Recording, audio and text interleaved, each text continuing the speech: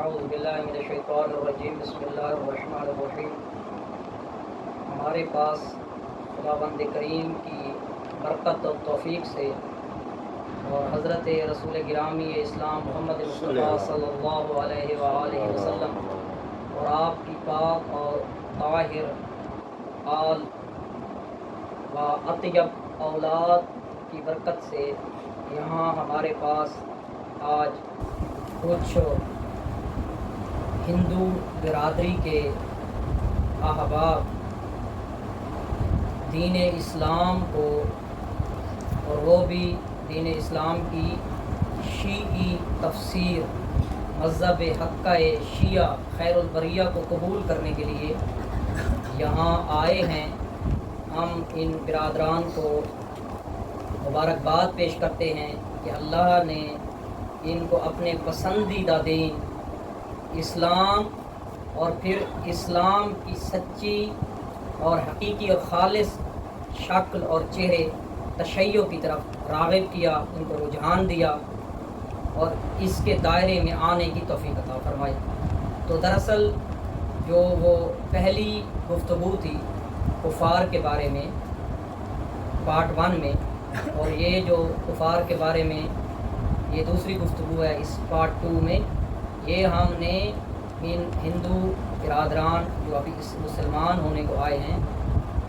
ان کو تفہیم کرنے کے لیے اور اسلام کا نظریہ کفار کے بارے میں سمجھانے کے لیے یہ ان کی خدمت میں دروس مختصر دروس عرض کیے تھے۔ تو میں اپنے اس پہلے مطلب کو آگے لے کر چلتا ہوں، اور وہ یہ ہے کہ ہم نے پہلے لیکچر میں پہلے پارٹ میں پہلے درس میں کافروں کی 2 قسمیں بیان کی۔ وہ کافر چاہے ہندوؤں کی شکل میں ہو، چاہے وہ سکھوں کی شکل میں ہو، چاہے وہ بدھ مت کی شکل میں ہو، چاہے وہ عیسائیت کی، یہودیت کی یا کسی بھی شکل میں ہو، یہ ان کے مشترکہ احکام ہیں۔ کہ ایک قسم جو ہم نے پچھلے لیکچر میں بیان کی کہ حربی کافر ہوتا ہے، حربی ہے حرب سے، حرب جنگ کو کہتے ہیں۔ حربی کافر یعنی وہ کافر جو مسلمانوں کے خلاف باقاعدہ محاذ آرائی کر رہا ہے، باقاعدہ جنگ میں مصروف ہے، جنگ چھیڑ چکا ہے، چاہے وہ جنگ مسلحانہ ہو، سرحدوں پر حملہ ہو، ملک پر حملہ ہو، اسلامی معاشرے پر حملہ ہو، مسلمانوں کے وطن پر حملہ ہو، یا وہ کلچر وار اور پروپیگنڈے کی جنگ ہو۔ ان دونوں حالتوں میں اگر کوئی کافر ہے مسلمانوں کے برخلاف تو وہ حالت جنگ میں ہے اور وہ حربی کافر ہے۔ حربی کافروں کے مقابلے میں نے عرض کیا کہ وہ کافر ہوتے ہیں کہ جو ہیں تو کافر اپنے عقیدے پر ہیں، باطل عقیدے پر، غلط عقیدے پر، چاہے کسی شکل میں بھی ہیں، لیکن مسلمانوں سے ان کو کوئی سروکار نہیں، مسلمانوں کے خلاف محاذ آرائی نہیں کر رہے، اپنے کام سے کام رکھے ہوئے، اپنی مصروفیات میں مشغول ہیں، مسلمانوں سے ان کا کوئی لینا دینا لین دین نہیں ہے۔ ایسے مسلمانوں کو تبلیغ، ایسے کافروں کو تبلیغ کا حکم ہے، ان کی اصلاح کا حکم ہے، ان کو کفر سے اسلام کی طرف لے آنے اور ان کا رخ موڑ دینے کا حکم ہے تبلیغ کے ذریعے، ترویج کے ذریعے، تعلیم کے ذریعے، لیکن ان کے خلاف جنگ، مسلحانہ جنگ یا ان کے قتل کا حکم نہیں۔ تیسری قسم کافروں کی وہ ہے جنہیں علم فقہ میں اور شریعت میں کافر ذمی کا نام دیا گیا ہے۔ کافر ذمی، زال میم چھوٹی ج، ذمی، کافر ذمی۔ کافر ذمی کی تعریف کرتا ہوں اور پھر اس کا حکم بیان کرتا ہوں۔ فقہ کافر ذمی وہ کافر ہوتے ہیں جو ہیں تو کفار، ہیں تو بد عقیدہ، اسلام پر نہیں ہیں، مذہب حق پر نہیں ہیں، کافر ہیں، لیکن ایسے کافر ہوں کہ جو کسی اسلامی ملک کے اندر رہتے ہوں، اسلامی اسٹیٹ کے اندر رہتے ہوں، اسلامی ریاست کے باشندے ہوں،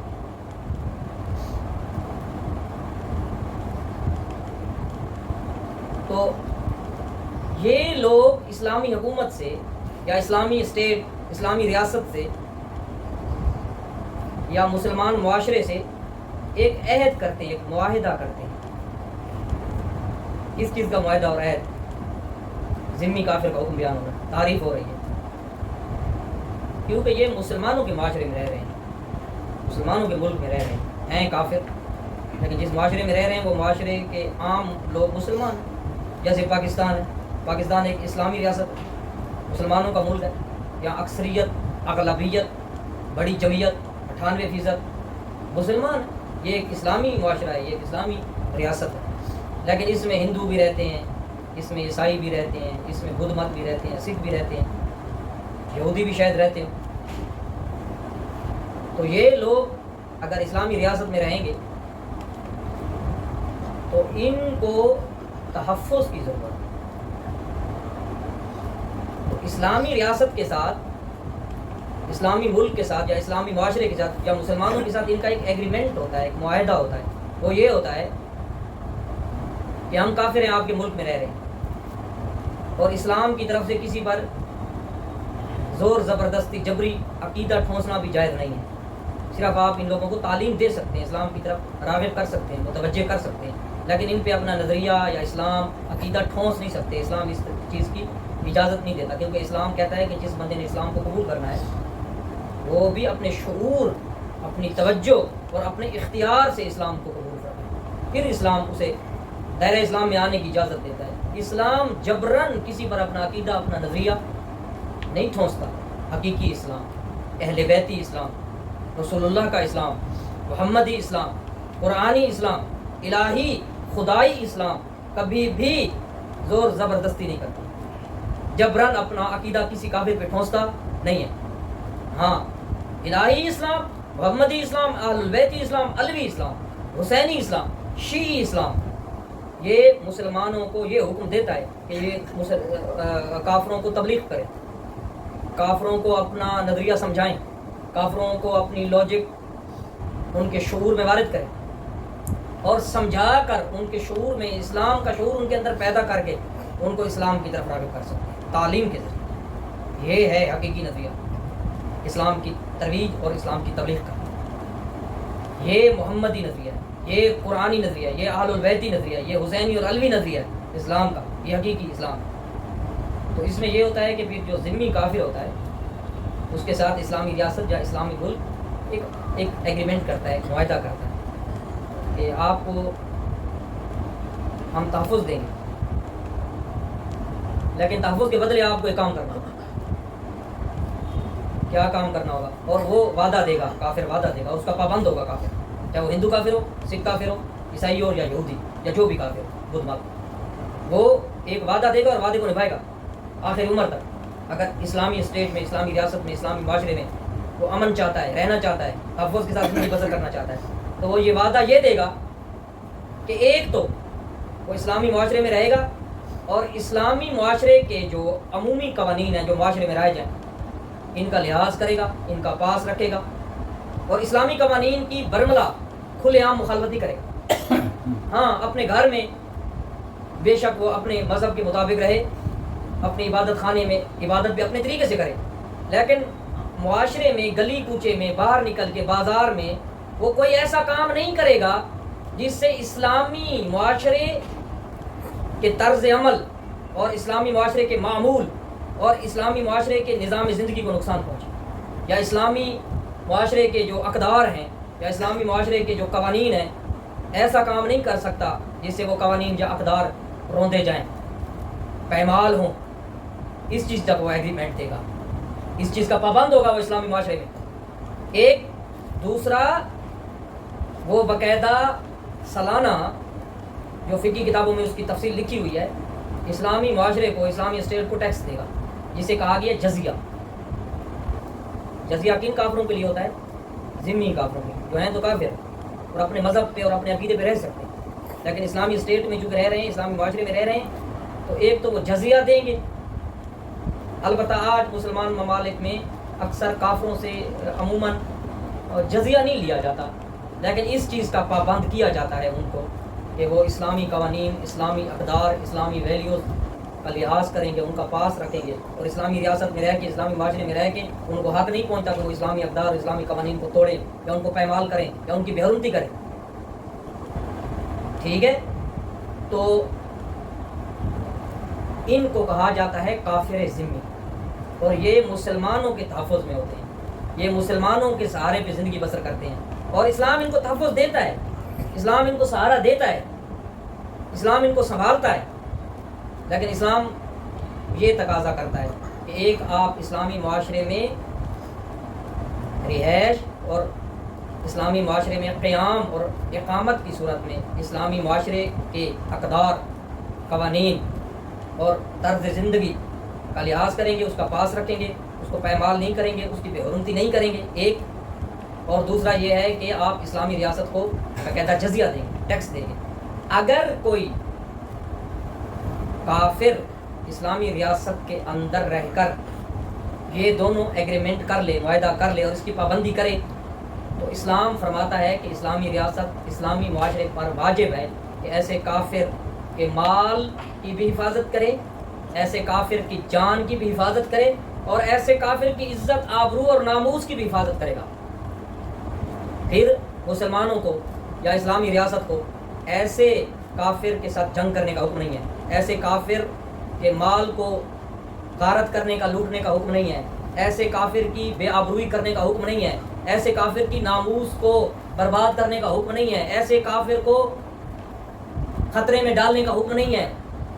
پھر ایسے کافر کو، جس کو ذمی کافر کہا گیا ہے، باقاعدہ اسلامی ریاست اور اسلامی معاشرہ امن بھی فراہم کرے گا، تحفظ بھی فراہم کرے گا، اس کی جان کی بھی حفاظت کرے گا، اس کا مال بھی محترم ہوگا، اور اس کی ناموس، عزت، آبرو اسے سپورٹ کرے گا، اسے تحفظ کرے گا. اور اسلامی معاشرے میں اس کافر کو اپنا روزی روٹی، رزق کمانے کا بھی پورا حق ہوگا. جیسے دوسرے مسلمان بازار میں، مارکیٹ میں کاروبار کرتے ہیں، اس کو کاروبار کرنے کا بھی حکم ہوگا، اجازت ہوگی کاروبار کی بھی، اور وہ اپنا روزی روٹی اور رزق بھی اسلامی معاشرے میں رہ کر عزت مندانہ طریقے سے کما سکے گا. اور کسی مسلمان کو یہ حق حاصل نہیں ہے کہ وہ ایسے کافر کے لیے